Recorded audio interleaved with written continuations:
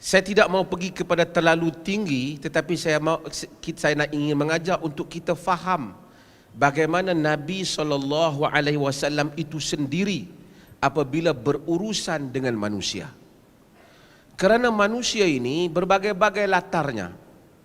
Ada, kita ambil daripada yang sekecil-kecilnya. Jika kita ada 5 orang anak, 5 orang anak itu kadangkala tidak sama wataknya. Orang kampung kita tidak sama wataknya. Antara imam dan imam pun tidak sama. Apatah lagi antara suatu kaum dengan kaum yang lain. Bangsa dengan bangsa yang lain. Sedangkan Nabi itu diutuskan untuk linnasi kafah, untuk seluruh manusia. Bukan saja untuk seluruh manusia. Untuk seluruh manusia bermula daripada zaman baginda sehinggalah kepada dunia ini kiamat. Betapa rencamnya, betapa berbagainya, berbagai perbedaan-perbedaan yang ada di kalangan manusia itu, sunnah itu senantiasa dapat mengatasi ataupun sunnah itu senantiasa dapat menyelesaikan masalah mereka. Bagaimana? Kita pergi kepada hayat Nabi. Perkara yang paling contoh-contoh yang mungkin mudah untuk dipahami.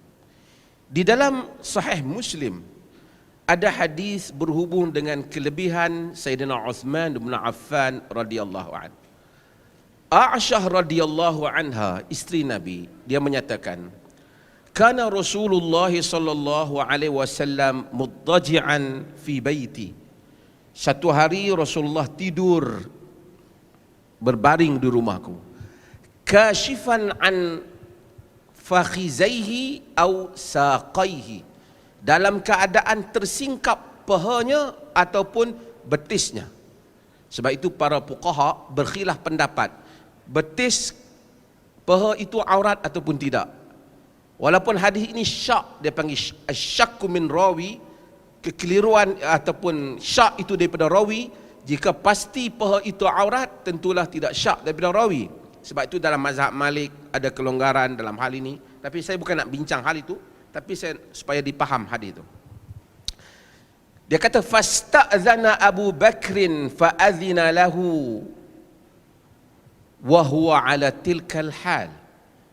Abu Bakar minta izin, boleh masuk pergi ke rumah Aisyah. Aisyah tu anak siapa? Anak Abu Bakar. Minta izin nak masuk, Nabi benarkan. Kata Aisyah, dia di dalam keadaan yang demikian, yakni tersingkap sama ada betis ataupun pahanya. Summa ista'zana Umar fa'azina lahu wa huwa kadzalik. Kemudian Umar datang minta izin nak masuk, dia masih lagi dalam keadaan berbaring, tersingkap. Dia bercakap-cakap. Summa ista'zana Uthman. Kemudian Uthman meminta izin. Fa'azina lah, dia mengizinkan Uthman. Fajalas, kemudian dia duduk. Fasawwa thiyabahu, dia tutup. Aisyah yang memerhatikan hairan. Tadi bapak dia masuk, Nabi masih begitu. Omar masuk, Nabi masih begitu. Bila Uthman masuk, Nabi ubah keadaannya, kedudukannya. Bila mereka pulang, Aisyah bertanya, "Ya Rasulullah, dakhala Abu Bakar falam tahtash walam tubali." Abu Bakar masuk, engkau tak kisah, engkau masih macam tu. Omar masuk, kau tak kisah, kau masih macam tu. Falamma dakhala Uthman jalasta wa sawaita thiyabak.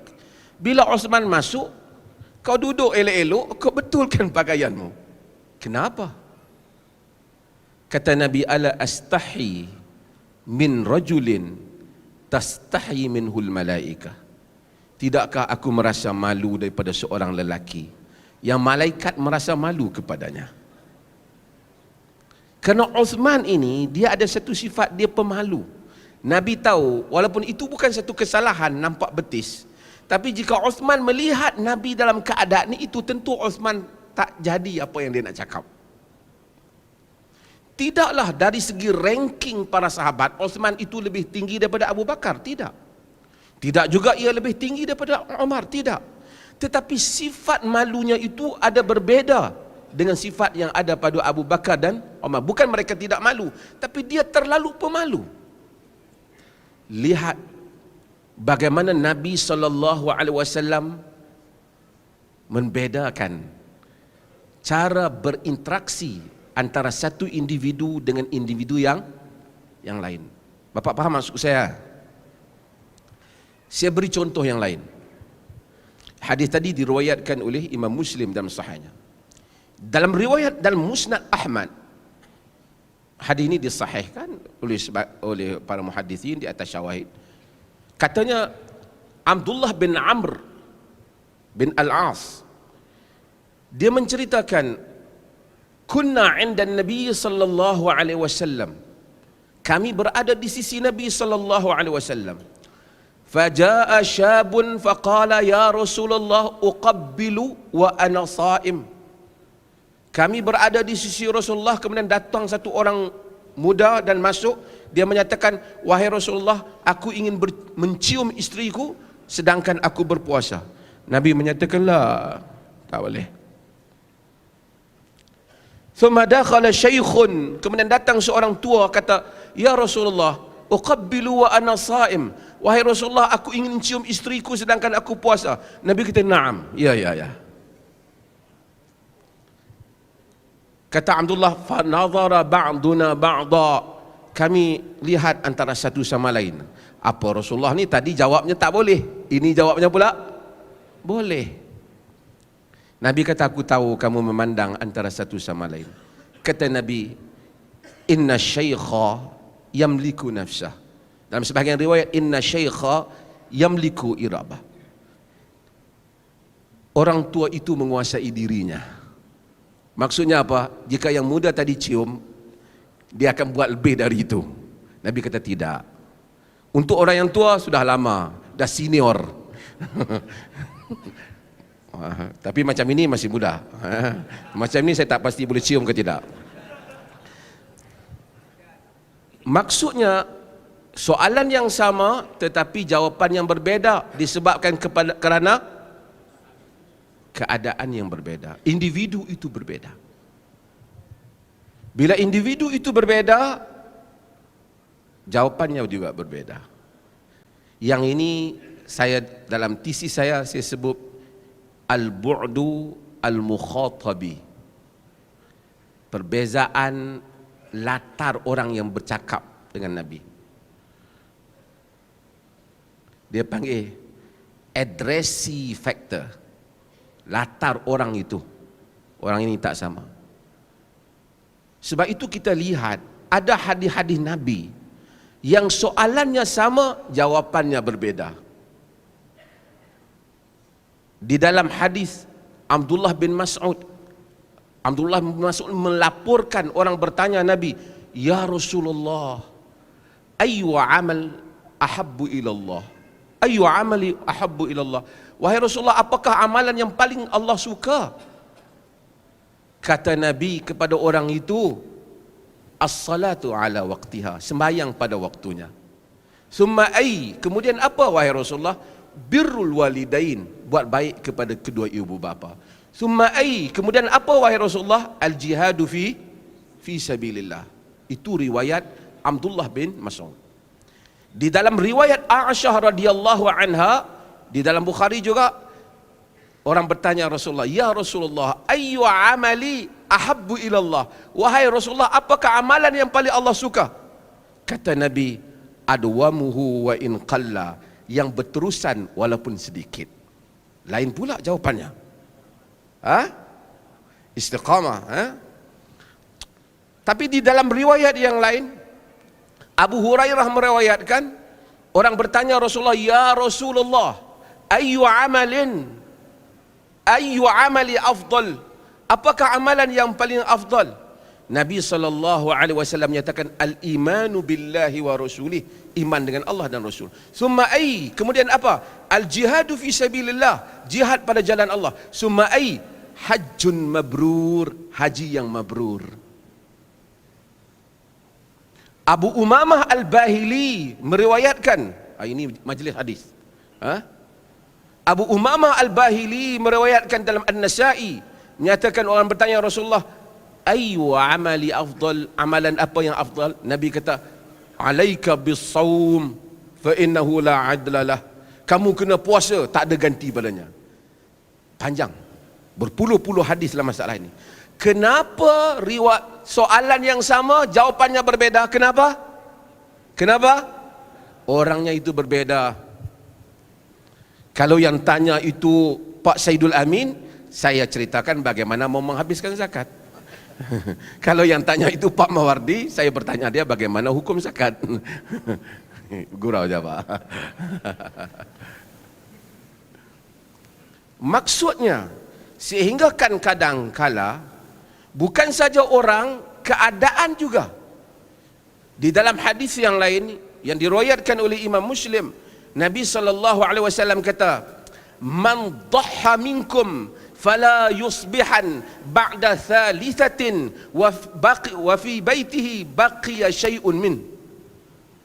Sesiapa yang menyembelih korban, jangan selepas 3 hari masih ada lagi daging di rumahnya.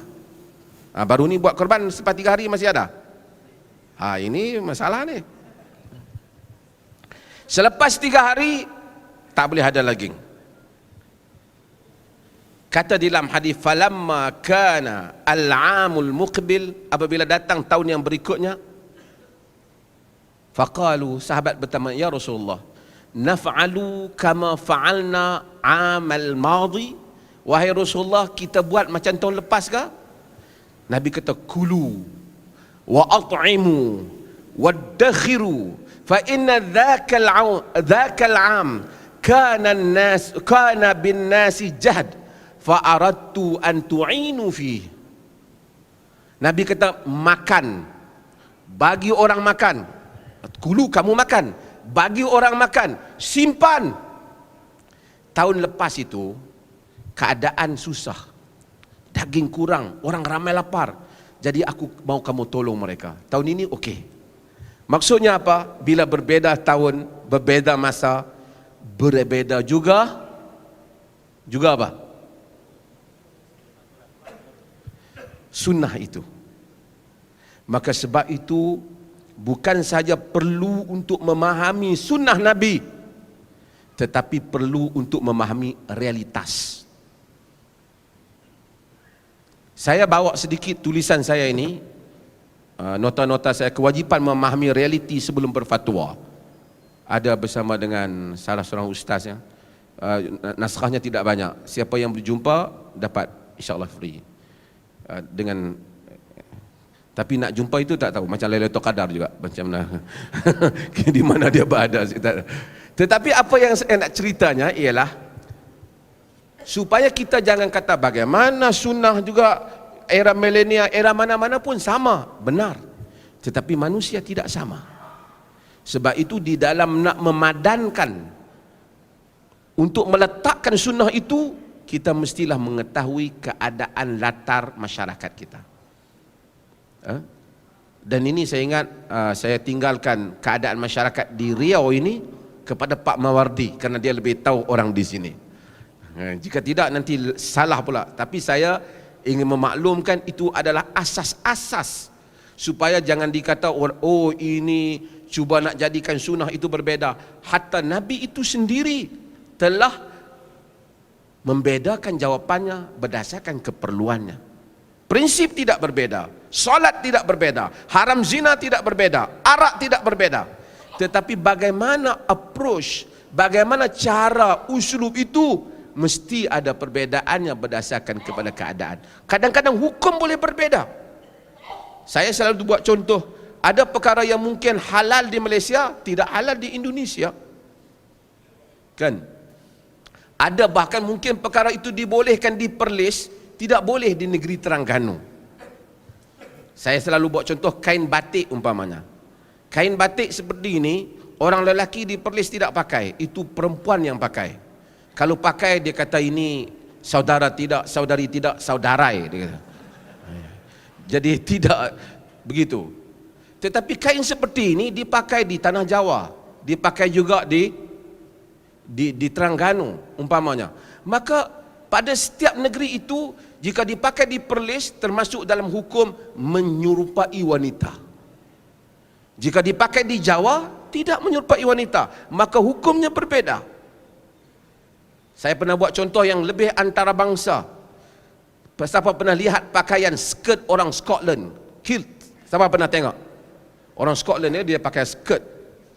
Kalau tidak tahu, Google. Tapi bukan sekarang, selepas saya cakap. Skirt itu skirt wanita bagi kita, tapi tidak dianggap wanita di sisi mereka.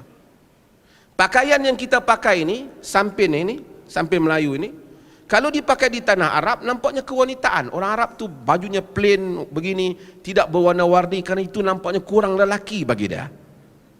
Tapi keadaan kita berbeza. Sebab itu saya mau setiap kita hendaklah tahu keadaan. Saya ingin fahamkan, sedap kita kena tahu keadaannya di dalam berinteraksi dengan hukum. Sebab itu Al-Imam Ibn Qayyim Al-Jauziyah ada kitab yang terkenal, I'lamul Muwaqqi'in. Dia kata faslun fi taghayyiril fatwa wa ikhtilafiha bihasbi taghayyiri azminati wal amkinati wal ahwali wan niyati wal awaid.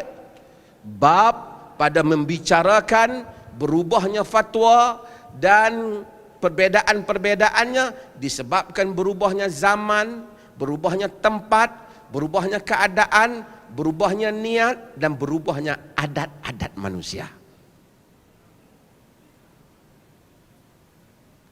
Terima kasih. Berikan kembali hak tuan rumah.